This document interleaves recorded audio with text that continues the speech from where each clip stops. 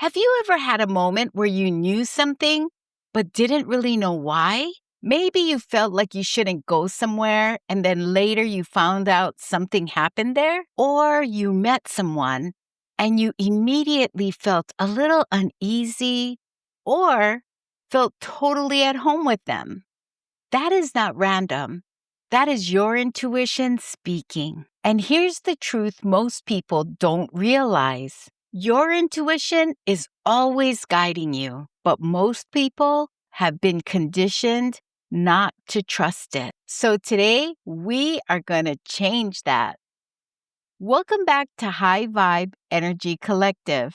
And if you're new here, I'm Lori, an intuitive, a millionaire, abundance coach, and a spiritual teacher. Over the last few decades, I have been on a deeply personal journey, from a career in finance and real estate to accepting my priestess lineage and participating in ceremonies in Japan and in Hawaii. Today, we're talking about intuition, how to recognize it, how it actually shows up in your life, and how to finally start trusting those intuitive clues. Because once you do, life starts to flow in a completely different way. Let's simplify this. Intuition isn't something that only certain people have. It's not a gift to a select few. It's a built-in guidance system. And it's within you. Think of it as your internal GPS. It's constantly reading energy patterns and subtle information that your conscious mind just hasn't caught up to yet. But here's where people get confused. They think intuition is loud. It's not. Intuition is calm, quiet, and neutral. It doesn't argue with you. It doesn't spiral. It just knows. The biggest question people ask is, how do I know that it's my intuition and not fear? Here is the simplest way. Intuition feels calm, even if it's telling you something uncomfortable. Fear feels urgent, chaotic, and repetitive. Let me give you an example. Once I had a moment where I was going to say yes to an opportunity. On paper, it looked perfect, but something felt off. There was no panic, no dramatic warning, just a quiet thought. This isn't for you. I almost ignored it because logically it made no sense to walk away, but I decided to listen to my intuition anyway. Later, I found out that the situation would have created a lot of stress and misalignment in my life. And that's how intuition works. Believe me, I haven't always been so in tune to my intuition that I didn't make any mistakes. One of the biggest investment mistakes we made was doing a real estate investment. And really, when I look back on it, all of my intuitive guidance was telling me no, no, no, no. But because it made so much sense on paper, and because I really wanted the partnership to work, we went ahead with it anyway. And it was one of the most devastating financial decisions in our entire life.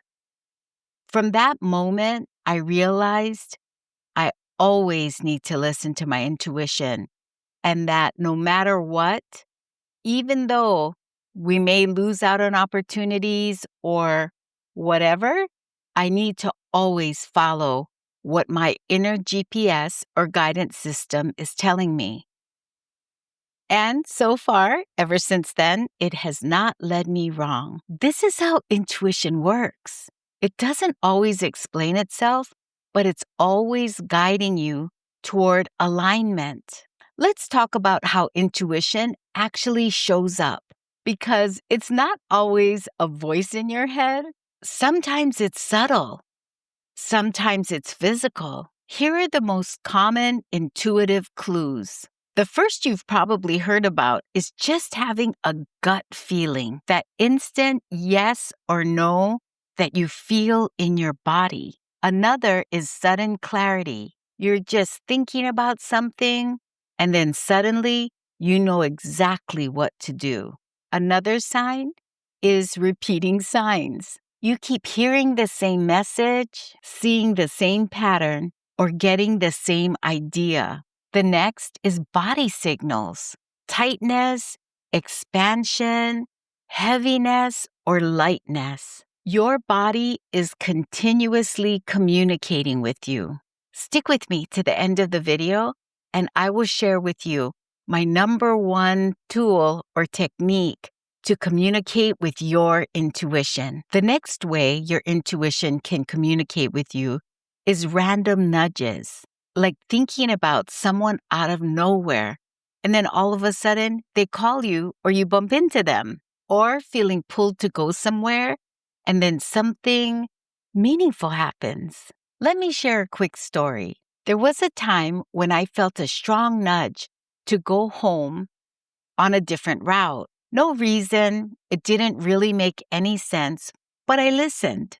Later on, I found out there was a huge accident on my original route that may have put me in the middle of that accident at the exact time I would have been traveling through it. That is how intuitive guidance works. It doesn't always look logical at the moment, but it connects things that your mind can't see yet. So you might be asking, if intuition is always guiding us, why do so many people ignore it? I think the answer is conditioning. We've been taught to trust logic over feeling, to look for proof before action, to second guess ourselves.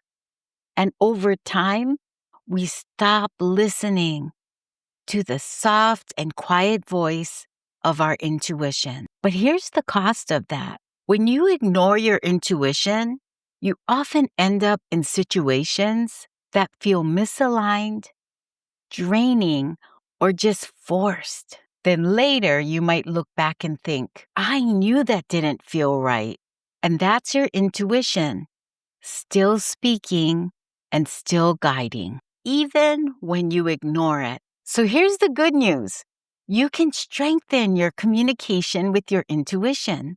Here's how. Firstly, I would say slow down. Intuition doesn't compete with noise. You have to create space to hear it. Even a few minutes of quiet can really make a difference. Next, start small. Practice with simple decisions. What feels right today? What do I feel pulled toward? Build trust gradually. Next, I would say, pay attention to your body.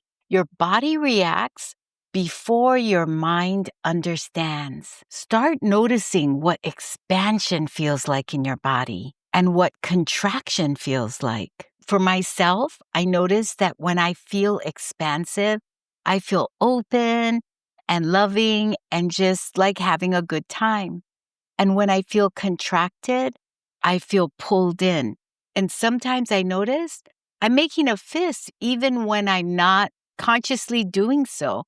I'm just standing with my hands and palms closed. And when I actually notice that my body is doing this, I'm like, I wonder what's going on. And at that point, I notice and feel the intuition in my body, and I start to tune in.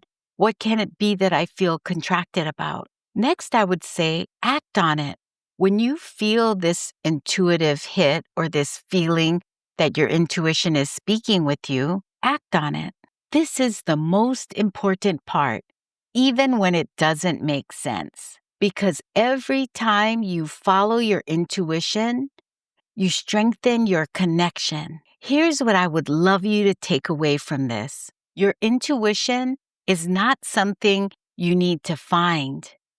Your intuition is something you need to trust. It's already there. It's already guiding you through the quiet nudges and gut feelings and moments that don't make quite logical sense. The more you listen, the clearer your intuition becomes. So the next time you feel that inner knowing, pause, listen, and trust it because it might be leading you to exactly where you need to go. If this all resonated with you, comment below and say, I trust my intuition. Now, as I told you before, I would share with you my number one tool or tip that I can give you to start trusting your intuition. When you're getting ready to make a big decision or you're not sure which way to go in your life, rather than trying to think it through, just ask which feels lighter. Does option A feel lighter or heavier? Does option B feel lighter or heavier? And by lighter or heavier, I mean lighter in your body, more expansive, more exciting, more free. Or does it feel heavier? So when I taught this technique to my kids, we call it the light or heavy test or light or heavy game. So whenever they had a decision to make, I asked them, which one feels lighter? And they usually will know option A feels lighter. And then we're like, okay, option A. Play with this with your own decisions that you have to make. And sometimes I'll have to add that when my kids would do this option, they may say, oh, option A feels lighter, where I really felt they should do option B. But I always let them go with their intuition and go with their feelings because their GPS is guiding them to their highest and best life. I trust my intuition, and I want them to be confident to trust their own intuition and start building the communication skills within themselves. So try that the next time when you have a decision to make, the light or heavy game. And if you're ready to step into alignment and deepen your connection to yourself, make sure you subscribe to more high energy content. See you in the next video.